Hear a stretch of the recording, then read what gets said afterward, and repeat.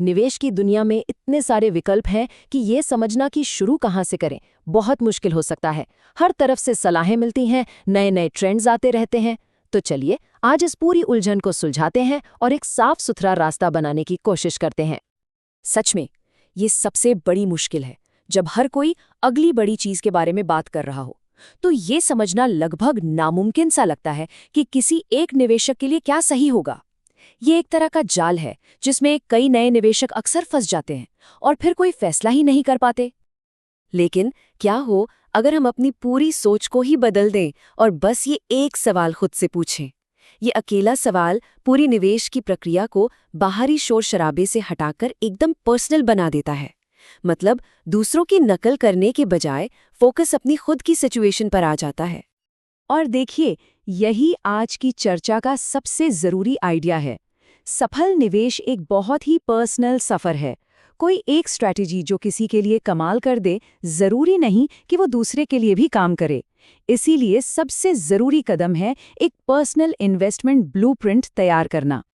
तो सवाल उठता है कि ये पर्सनल ब्लूप्रिंट बनता कैसे है। असल में ये दो बहुत ही मजबूत पिलर्स पर खड़ा होता है।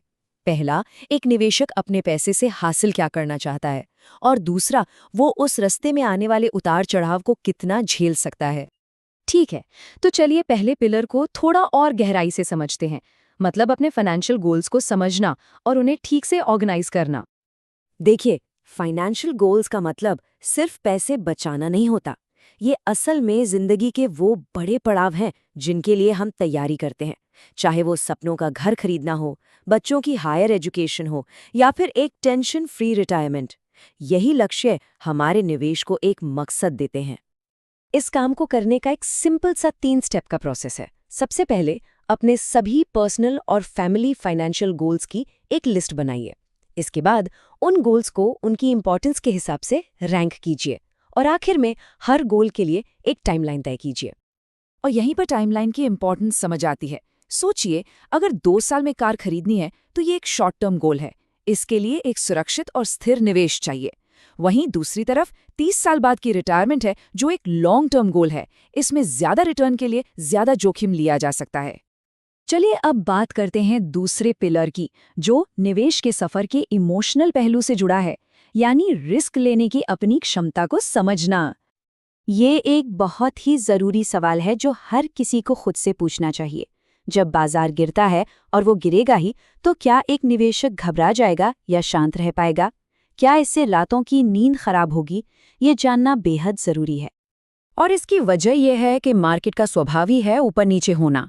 कामयाबी का राज इस बात में है कि गिरावट के समय घबराकर बेचने की बजाय निवेशित रहा जाए, ताकि जब बाजार वापस उठे तो उसका फायदा मिल सके।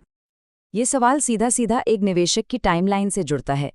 क्या मार्केट के ठीक होने का इंतजार करने के लिए किसी के पास काफी समय है, या फिर किसी गोल के लिए पैसों की जरूरत जल्दी ही पड़ने वाली है? तो कुल मिलाकर बात यह है कि इन सवालों के जवाब ही तय करते हैं कि एक इन्वेस्ट पोर्टफोलियो कैसा दिखना चाहिए। ये सब किसी के कंफर्ट लेवल और फाइनेंशियल गोल्स के बीच सही बैलेंस बनाने के बारे में है। तो मान लेते हैं कि लक्ष्य तय हो गए, रिस्क लेने की क्षमता पता चल गई और निवेश भी कर दिया। तो क्या काम खत्म हो गया? जी नहीं, बिल्कुल नहीं। शायद अब सबसे जरूरी हिस्सा आता है। किसी का भी इन्वेस्टमेंट ब्लूप्रिंट पत्थर की लकीर नहीं होता। ये एक लिविंग डॉक्यूमेंट की तरह है। जिंदगी बदलती है, प्राथमिकताएं बदलती हैं, और इसीलिए निवेश की स्ट्रैटेजी को भी समय के साथ बदलना पड़ता है। लाइफ के कुछ बड़े पड़ाव तो अपने आप में एक सिग्नल होते हैं, जैसे कि शादी होना, बच्चे होना या करियर बदलना। ये सब किसी भी इंसान की फाइनेंशियल पिक्चर को पूरी तरह बदल सकते हैं, और ये एक मौका देते हैं कि अपनी प्लानिंग को फिर से रिव्यू किया जाए। और इसी एडजस्टमेंट को रीबैलेंसिंग कहते हैं। ये बस इस बात को पक्का करने का एक प्रोसेस है कि निवेश का मिक्स हमेशा ओरिजिनल ब्लूप्रिंट के हिसाब से ही रहे, चाहे मार्केट में कुछ भी क्यों ना हो रहा हो। और हाँ, एक बात याद रखना बहुत जरूरी है। अगर ये सारा प्रोसेस मुश्किल लग रहा है तो प्रोफेशनल मदद लेने में कोई बुराई नहीं है। कभी-कभी सबसे स्मार्ट फैसला यही होता है कि एक एक्सपर्ट से गाइडेंस ली जाए, जो इस सफर में साथ दे सके। तो अब ये फ्रेमवर्क बिल्कुल साफ है, और रास्ता भी।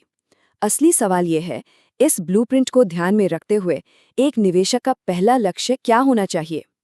ये सोचने के लिए एक बहुत ज़रूरी सवाल है, क्योंकि यहीं से एक सफल और पर्सनल निवेश के सफ़र की शुरुआत होती है।